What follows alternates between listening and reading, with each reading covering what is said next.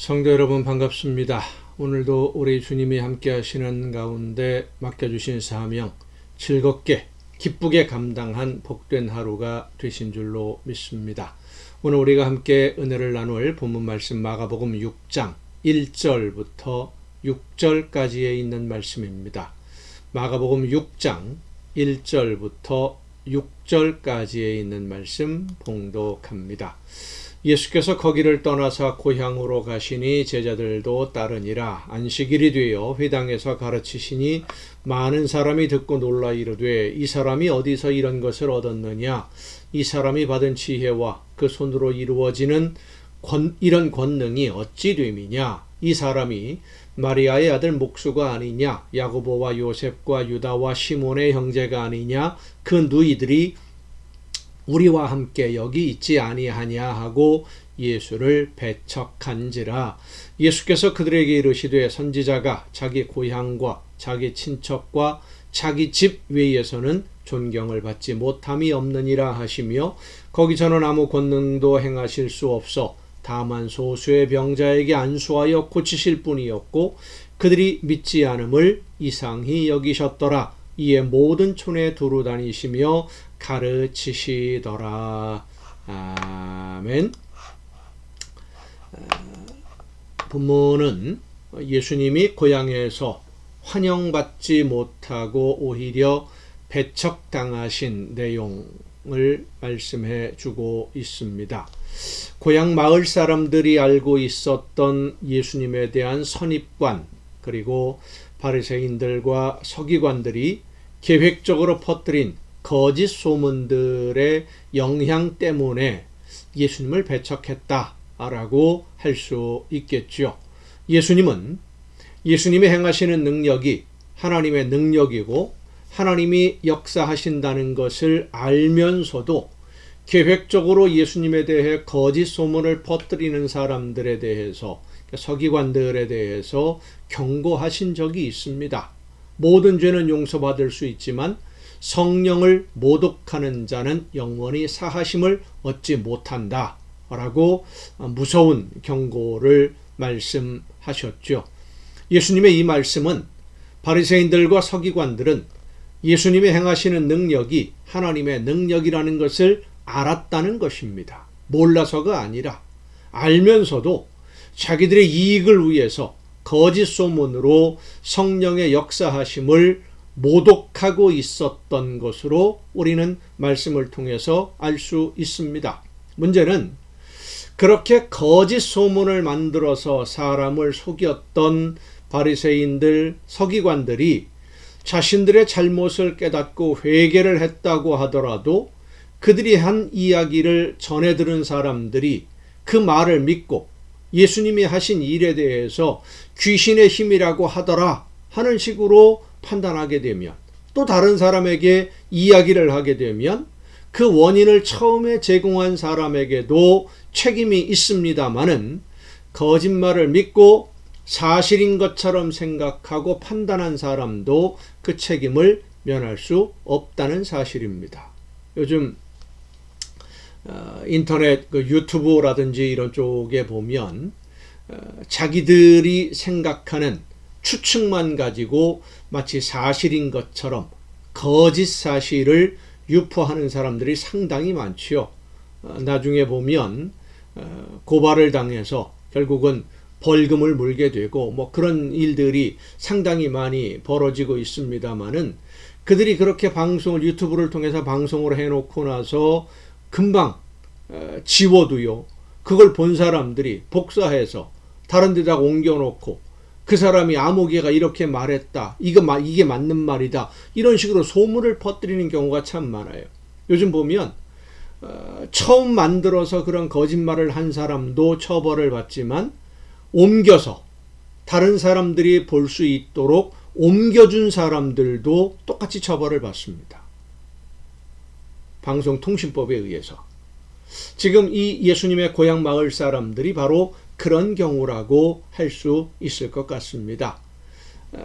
귀신의 힘을 빌려서 예수님의 능력을 행하신다고 서기관들, 바리새인들이 거짓말을 퍼뜨렸는데 그 거짓말을 퍼나른 사람들이 예수님의 고향 마을 사람들, 그리고 그 말을 믿은 사람들이 또 그 마을 사람들, 이렇게 된 거죠. 예수님의 고향 사람들이 예수님을 배척한 것은 예수님의 어린 시절이나 성장 과정을 다 알기 때문이기도 하지만 바리새인들이나 서기관들이 악의로 퍼뜨린 소문을 듣고 예수님에 대해서 오해를 한 이유도 상당히 크다. 그것 때문에 예수님을 배척했다라고 할 수 있습니다. 거짓 소문으로 진리의 말씀을 듣지 못하게 한 잘못도 책임이 있겠지만 거짓을 진실이라고 믿고 진리의 말씀을 듣지도 않은 거부한 본인들에게도 그 책임 없다고 할 수 없습니다. 본인들의 책임도 큽니다. 어리석은 선택이죠. 더 중요한 것은 예수님의 말씀을 배척하고 듣지 않으려고 하는 사람들에게 예수님이 능력을 행하시지 않으셨다는 겁니다. 본문 말씀을 보면 소수의 병자에게만 안수하여 고치셨다 그랬습니다. 믿지 않으므로 그들은 말로 다 표현이 안 되는 손해를 봤어요. 믿지 않으므로 하나님의 말씀을 듣고 하나님의 나라 백성이 되기 위한 준비를 하지 못한 것이고 하나님이 주시는 가장 좋은 선물을 거부하는 가장 어리석은 사람들이 되고 말았던 것입니다. 그런데 여기서 한 가지 중요한 내용이 있습니다.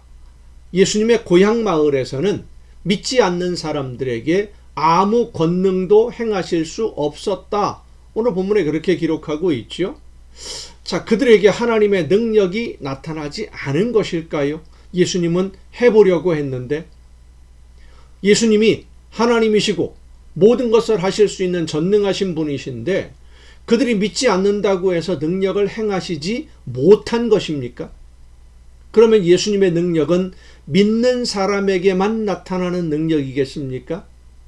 파도를 잔잔하게 하신 경우를 생각해 보십시다. 바람과 파도에게 잠잠하라, 고요하라 명령하실 때 예수님과 함께 배에 타고 있던 사람들이 예수님의 말씀대로 이루어질 것이라고 믿었던 것입니까? 아닙니다. 바람과 파도가 잔잔해졌을 때 배에 있던 사람들은 그가 누구이기에 바람과 바다도 순종하는가 하고 두려워했었습니다. 바람과 파도가 잔잔해지는 기적이 나타나니까 두려워한 것이지 예수님이 말씀하시면 잔잔해질 것이라고 처음부터 믿었던 것이 아니라는 말씀이지요. 자, 그렇다면 예수님이 고향에서 권능을 행하실 수 없었던, 행하지 않은 이유가 무엇일까요? 그것은 믿지 않고 듣지 않으며 배척하는 사람들에게는 하나님의 능력을 행하실 필요가 없었던 겁니다. 하나님의 능력으로 그들의 문제를 해결해 주셔도 그들은 자기들의 생각한 대로 생각할 것이 분명합니다. 귀신들의 왕의 힘의 능력으로 그 능력을 행한다고 생각하게 하고 있을 것이고 그러면 하나님께 영광을 돌리는 것이 아니라 오히려 하나님을 모욕하는 일을 하는 것이 되기 때문에 하나님의 역사하심을 하나님의 은혜로 생각하지 않는 사람에게는 하나님의 능력이 나타나지 않는 것입니다. 행하실 필요가 없었던 것이죠. 못한 것이 아니라 하지 않으신 겁니다. 예수님은 마태복음 7장에서 자신의 눈 속에 있는 들보는 보지 못하고 다른 사람의 눈에 있는 티를 보고 빼주겠다고 할 수 있겠느냐라고 말씀하시면서 외식하는 자여 내 눈 속에 들보를 먼저 빼고 그리고 밝히 보아야 형제의 눈에 티를 뺄 수 있을 것이다 라고 말씀하셨습니다. 그리고 이어서 하신 말씀이 거룩한 것을 개에게 주지 말며 너희 진주를 돼지 앞에 던지지 말라. 그들이 그것을 발로 밟고 돌이켜 너희를 찢어 상하게 할까 염려하라 하는 말씀을 하십니다. 하나님의 능력으로 선물을 주셔도 하나님이 주시는 은혜의 선물이라는 것을 깨닫지 못하는 사람, 내가 실력이 있어서 성공한 것처럼 자랑하는 사람, 내가 운이 좋아서 이런 좋은 열매를 거두었다고 생각하는 그런 사람에게는 하나님의 능력이 함께 하시지 않습니다. 그것이 오히려 그에게 독이 되기 때문입니다. 선물을 주셔도 선물인 줄 모르고 감사하지도 않고 자기 능력만 자랑하는 사람이 되기 때문에 하나님의 능력을 나타내 보여주시지 않는 겁니다. 여러분은 어떤 길을 걷기를 원하십니까? 하나님의 능력이 여러분과 함께 하기를 원하신다면 겸손하게 모든 것을 하나님이 주시는 은혜의 선물인 줄로 믿고 감사하면서 하나님이 원하시는 뜻대로 순종함으로써 하나님께 영광을 돌리고 그 능력을 충만하게 힘입는 복된 삶이 될 수 있기를 간절히 바랍니다. 기도하시겠습니다. 오늘도 크신 은혜와 사랑으로 연약한 저희들을 인도해 주시는 아버지 하나님, 하나님이 기뻐하시는 뜻을 깨닫고 말씀을 듣고 믿음으로 순종할 때에 하나님이 역사하시는 놀라운 증거, 그 능력이 우리의 삶에 나타나는 줄로 믿습니다. 믿고 순종함으로써 하나님이 기뻐하시는 뜻을 이루어가는 우리 모두가 되게 하옵시고 하나님이 역사하시는 놀라운 능력의 증거로 말미암아 세상 모든 사람들에게 하나님의 놀라우신 은혜를 마음껏 자랑하는 우리 모두가 되게 하여 주시옵소서. 이 모든 말씀을 예수님의 이름으로 기도하옵나이다. 아멘.